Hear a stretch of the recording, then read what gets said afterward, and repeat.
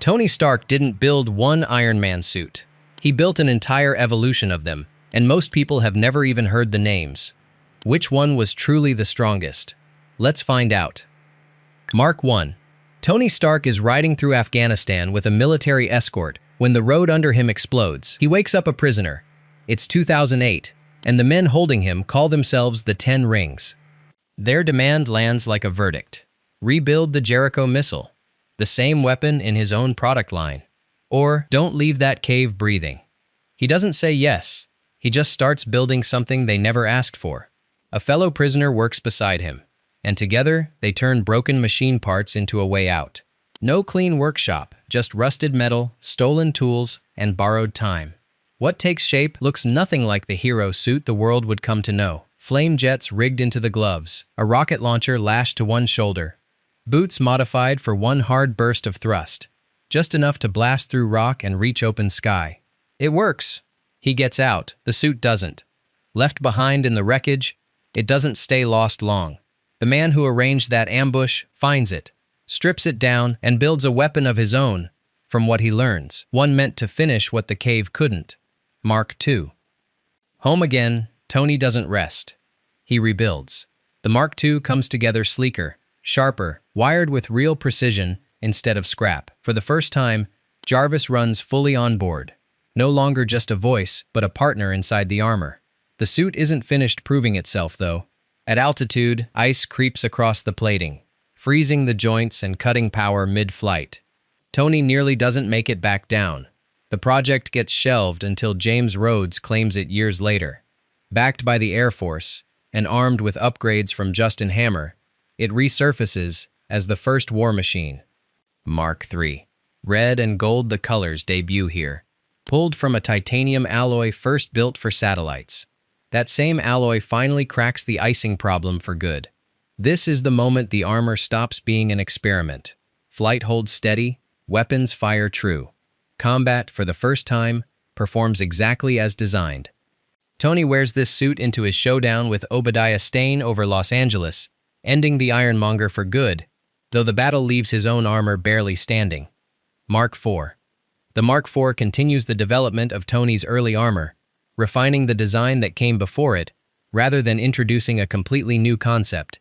It serves as a step between the Mark III and the more specialized suits that follow. Mark V. A new question drives this one. What if the suit didn't need to be worn? What if it could just arrive? The answer folds into a briefcase, light enough to carry, fast enough to assemble in seconds. The test comes at the Monaco Grand Prix. The case reaches him mid-attack, and the armor locks into place around him in real time. It's weaker than the suit before, it's thinner, less durable, but fast enough to matter. With nothing but that case and a head start, Tony brings Ivan Vanko down, before the fight can spiral any further. Mark VI. The next suit gets built around a new heart and an upgraded arc reactor, triangular instead of round, humming with more power than anything before it. Wrist-mounted lasers join the arsenal, and the chest itself changes shape to house the new core, a visual signature nobody mistakes for an earlier model, but power comes with a catch. The internal framework makes the suit slower to open, slower to escape from in a pinch. That one delay costs Tony dearly, in a moment where speed matters more than strength, leaving the armor badly damaged before he can even react. A suit built for power ends up trapping him. The next one gets built to think for itself. Mark VII. This one isn't even finished yet when it's needed. Still mid-development, still a prototype on paper, until Loki sends Tony flying out of a window over Manhattan, and there's no time left to wait. The armor has to prove itself right there, mid-fall, and it does, snapping into place around him piece by piece, mid-air, on command. It becomes his suit for the entire battle that follows, carrying him through a citywide fight against an alien invasion, even bringing down a massive Chitauri creature single-handed. But space isn't part of its design. Hauling a nuclear warhead through a wormhole drains it completely, and Tony drops back toward Earth with no power left to slow the fall. He survives barely, but something shifts in him after that. The fear doesn't fade once the fight ends. It follows him home, quiet but constant, until preparation stops feeling like a choice and starts feeling like survival. That fear becomes an obsession, and an obsession becomes an army. The Iron Legion begins. What follows isn't one suit, it's dozens. Tony throws himself into building an entire fleet, each one a variation on the last, spanning from the Mark 8 all the way through the Mark 41, a collection that eventually earns its own name, the Iron Legion. Mark 8. The Mark 8 doesn't reinvent anything. It refines what already works. Tighter movement, slightly better handling, a smoother version of the suit that came before it. Mark 9. The Mark 9 pushes further, carrying more weapon systems than any suit built up to that point. And it comes with a new trick. Tony can call it to him from almost anywhere on the planet. It's also the suit that meets its end at Pepper's hands, torn open at the chest during the fight that finally brings down Aldrich Killian. One suit falls in that fight. 3 more had already come and gone by then. Mark 10. The Mark 10 trades bulk for velocity, nearly tripling the flight speed of every suit that came before it. Mark 11. The Mark 11 makes smaller changes. A reworked helmet, slightly sharper systems, more polish than overhaul. Mark 12. The Mark 12 shifts the color palette again and swaps materials. Built from a carbon composite reinforced with gold titanium. Tougher than anything Tony had built before it, and it shows. Mark 13. The color wheel spins back to where it started. Silver returns, but not as a repeat, more like Tony revisiting an old choice with new eyes. What actually sets this suit apart sits hidden in the chest. The arc reactor drops its familiar circle for a rectangle, a shape that had never anchored the armor before. That shift doesn't last, though. Mark 14. The rectangle disappears almost as fast as it arrived.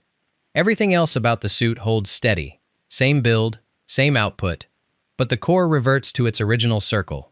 It reads less like a downgrade and more like Tony ruling something out, testing an idea just long enough to decide it wasn't the answer. Once that question gets settled, a bigger one takes its place. What if every suit stopped trying to do everything at once? Mark 15. This is the turning point.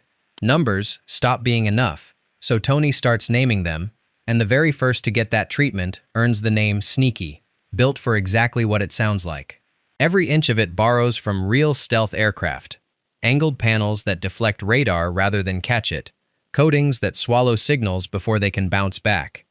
Even the chrome shell cooperates, shifting darker or lighter on command until the suit all but disappears into whatever surrounds it, gone from both sight and scanners. Sneaky proves stealth works. The next suit proves there's more than one way to vanish. Mark 16. Nightclub chases the same goal through a different door. Instead of tricking radar, it tricks the eye, swapping the familiar red and gold for a total blackout finish whenever the moment calls for it. Where Sneaky hides through shape and material, Nightclub hides through shadow. 2 suits, 1 purpose, 2 completely different answers. But hiding can only take Tony so far. Eventually, something has to stand its ground, instead of slipping past it. Mark 17. Heartbreaker throws that whole stealth playbook out the window. It doesn't sneak anywhere. It plants itself right in the middle of the fight. Bulkier than anything built before it, loaded with heavier weapons, this is the suit made for standing in the fire and not backing down. The exact opposite of everything the last 2 suits stood for. Mark 18. Casanova takes the stealth concept and refuses to sacrifice firepower for it. It combines advanced concealment technology with a heavier weapons load, giving Tony a suit that can disappear when necessary and still hit hard when the fight finds him. Mark 19. Tiger takes Tony's armor higher and faster. Its propulsion system is designed for high-altitude flight, pushing the suit beyond the limits of the earlier models and making speed its defining advantage. Mark 20.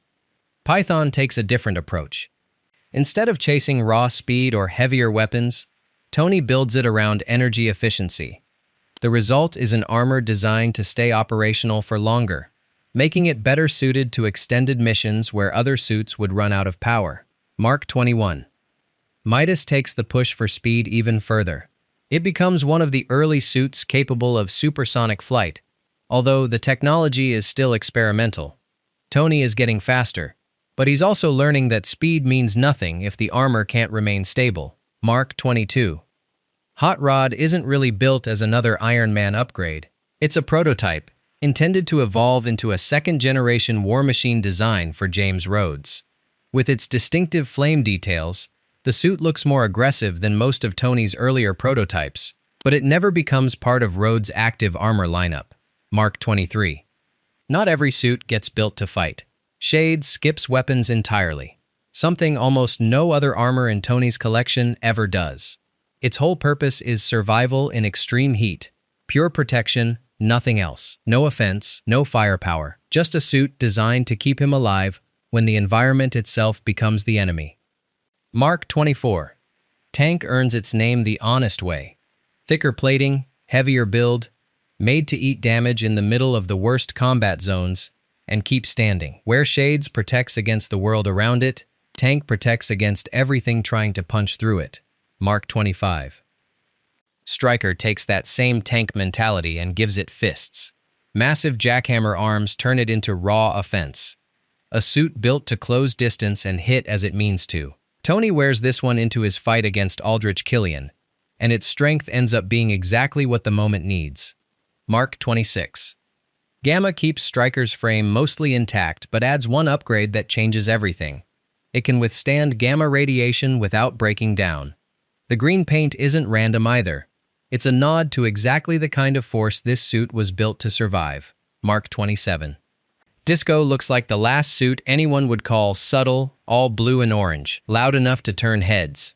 But that's the trick. Underneath the color, it's actually one of the most advanced stealth suits Tony ever designed, shifting its shade like a chameleon to melt into any environment. The irony? This suit never gets its moment. It's built, then it just waits. Mark 28. Jack isn't built for battle either. Like Shades before it, this suit exists purely to keep Tony alive, this time against high radiation exposure. Combat takes a back seat completely. Survival is the entire mission. Mark 29. Fiddler pulls its design straight from the Fiddler Crab. One oversized jackhammer arm paired with a regular one. It sounds strange on paper, but that mismatch gives it something most suits don't have. Heavy construction power without losing mobility. Mark 30. Blue Steel isn't about speed or strength. It's about lasting longer than anything else Tony's built. Extended operation time becomes its main advantage. But it's not defenseless. Hidden wrist blades sit ready under the surface. A quiet backup plan tucked into a suit built mostly for endurance. Mark 31. Piston pushes past every suit that came before it in pure velocity, breaking Mach 4 with ease. Where Blue Steel plays the long game, Piston is built for the opposite. Get there first, hit fast, move on. Mark 32. Romeo strips things down to a single standout feature, a chest-mounted repulsor strong enough to deliver devastating energy blasts on its own. It's not about doing everything well. It's about doing one thing better than any suit before it. Mark 33. Silver Centurion revives deployable blades, and this time they leave a mark. History remembers. Tony uses them to sever Aldrich Killian's arm mid-fight. Old idea, new suit. Same devastating result. Mark 34. Southpaw isn't made for battle at all. It's built for disasters, floods, tornadoes, the kind of chaos combat suits were never designed to handle. Specialized tools and a reinforced frame turn it into a rescue-first suit. Proof that not every armor Tony builds is about winning a fight. Mark 35. Codenamed Red Snapper. The rescue suit gets an upgrade. Where the last one worked with a single claw, this one carries two, giving Tony double the grip and double the precision when pulling people from danger. Disaster work stops being a one-tool job. Mark 36. Codenamed Peacemaker, this suit exists for one purpose: keeping crowds from tipping into disaster. Its bright orange shell works almost like a flashing light, impossible to miss in the middle of unrest. Built-in tools let Tony step into volatile situations and pull them back from the edge without escalating anything further. Mark 37. Codenamed Hammerhead, depth becomes the new frontier here. This armor is engineered to function fully submerged, something none of his earlier builds could pull off. Infrared vision comes standard, cutting through black water and dark corners alike, giving him sight where he'd otherwise be blind. Mark 38. Codenamed Igor, nothing in the Legion hits harder or lifts heavier than this one. It's less a specialized tool and more Tony's brute force answer to whatever a mission demands, built to outlast and outmuscle every other suit in his collection. Mark 39. Codenamed Gemini, space becomes the target now. Thicker plating and stronger thrusters let this suit survive somewhere none of the others could. The vacuum above Earth, where a single crack in the armor could end everything. Mark 40. Codenamed Shotgun, velocity becomes the entire point here, breaking Mach 5 with ease. This suit blows past every speed record Tony had hit before, built for the moments where arriving late isn't an option and reacting a second too slow could cost everything. Mark 41. Codenamed Bones, the final suit of the Legion doesn't stay in one piece. It's built not to. Each section detaches and flies independently, turning one suit into several moving weapons at once. It's an odd way to end a fleet, but it gives Tony a kind of control none of the earlier armors could offer. That's the Iron Legion, 41 suits deep. But the one Tony actually wears into his next real fight? That's a different story. Mark 42. This becomes his main armor through Iron Man 3, built around a single defining trick. It assembles itself onto him from a distance, piece by piece, without him lifting a finger. He even uses that same trick to protect Pepper, guiding the armor onto her mid-crisis, and later to trap Aldrich Killian completely. Its ending comes on Tony's own terms, self-destructed deliberately, to take Killian down with it. Mark 43. Barely different from the suit before it, this one debuts at the start of Age of Ultron. The real shift isn't in the armor's shape, it's in who's operating it. Jarvis takes over here, letting the suit stand guard entirely without Tony inside it. Mark 44. Some fights need more than firepower. They need something that can take a hit and keep standing. This is Hulkbuster the suit, built to do exactly that. Tony and Bruce build this one together, engineered from the ground up to trade blows with an uncontrollable Hulk. Raw strength sits at its core, but it's not just muscle. Sedative systems ride along too, a way to bring him down without tearing everything apart in the process. Johannesburg becomes the real test. The fight drags the armor past its limits, but it holds long enough to turn the tide. One more thing sets it apart. Mid-battle, a satellite platform overhead sends down replacement parts in real time, letting the suit patch itself while the fight's still going. Mark 45. Sokovia turns into the battlefield next. Tony facing Ultron with an entire city hanging above him in the sky. The armor barely changes, but something inside it does. A new AI named Friday steps into the role Jarvis used to fill. With Thor beside him, Tony manages to stop the meteor before it falls, closing out the fight for good. Mark 46. More power runs through this build. Extra reactors, stronger than anything that came before. But power isn't what decides this one. Tony wears it into a fight against Steve Rogers and Bucky Barnes, and by the end, the armor doesn't come out intact. Mark 47. This suit barely gets worn at all. Its whole purpose is running without Tony inside it, letting him watch and guide from a distance instead. That's exactly how he uses it during Peter Parker's earliest days, checking in from afar, present without really being there. Mark 48. An upgrade to the Hulk fighting suit. Faster, stronger, sharper than before. But this time, Bruce Banner wears it, not Tony. During the fight for Wakanda, Banner takes it up against Cull Obsidian, and even with barely any practice piloting it, the suit gets him through, more luck than skill. Mark 49. Not every suit is built for Tony. This one is built for Pepper. The rescue armor gives her the same kind of mobility and protection that Tony's suits are known for, turning her into a fully equipped fighter when the final battle arrives. It's proof that Tony's technology has evolved far beyond something only he can wear. Mark 50. Nanotechnology shows up for the first time here, and it rewrites the rules completely. No more building the suit the old way. It forms instantly, heals itself mid-fight, and reshapes into whatever the moment calls for. Shields 1 second, hammers the next. Nothing before it comes close to this level of control. Mark 85. The Mark 85 takes everything Tony learned from the Mark 50 and pushes it further. It keeps the nanotechnology that made its predecessor so versatile, but adds greater strength, more advanced weapons, and better control over its enormous power. But its most important feature isn't speed, flight, or firepower. It's what Tony can do with it when the stakes reach their highest point. The armor is built to channel the Infinity Stones, giving Tony one final chance to end the fight against Thanos. And this time, the suit doesn't just protect him, it helps him make the sacrifice that saves the universe. That's the full run, suit by suit, start to finish. Which one's your favorite? Drop it below